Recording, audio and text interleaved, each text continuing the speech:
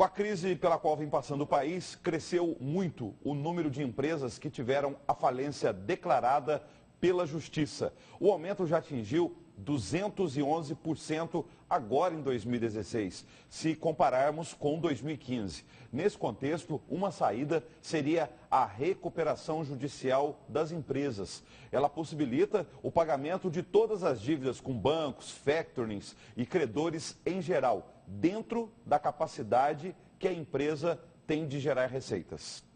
De um lado, faixas de aluga-se e de outro, também. Isto é reflexo da crise econômica que fortaleceu em 2016, prejudicando a saúde financeira de empresas de diversos segmentos, a tal ponto que a alternativa foi fechar as portas e abrir a falência. De acordo com a Serasa Experian, de janeiro a novembro deste ano foram declaradas 28 falências em Mato Grosso. No mesmo período de 2015, bem menos, 9 falências. O cenário é desastroso para a economia dos cofres públicos. A arrecadação despenca. Aliás, isso não é bom para ninguém. O fechamento de empresas faz crescer desastrosamente o desemprego.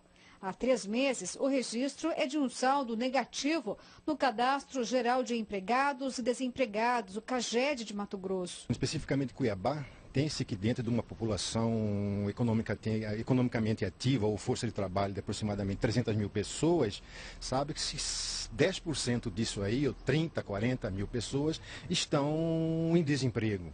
E isso é uma preocupação grave que é decorrente do fechamento dessas empresas. É por isso que deve se preocupar que os empregos, com suas características de desemprego voluntário ou involuntário, e aí entra o processo, nos involuntários entra o processo do fechamento de firma, é fundamental que se paute a estrutura de venda da empresa, como que ela está trabalhando suas vendas, se muito a prazo, se não, se dependente de um setor, se dependente de um cliente. E isso é fundamental para que as empresas se estruturem e evitem chegar nesse processo falimentar. O crescimento das falências poderia ser menor caso as empresas recorressem à recuperação judicial. Alternativa que permite a renegociação de dívidas com aval da Justiça.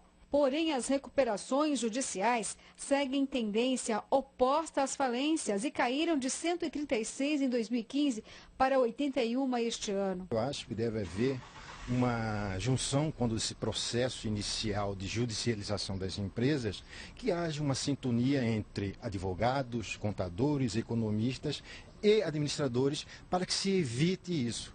Melhor dizendo, melhor prevenir do que remediar. Os números de empresas que decretaram falência aumentaram em 211% apenas em Mato Grosso. Isso se comparar dos anos de 2015 e 2016. Mas o que esperar de 2017?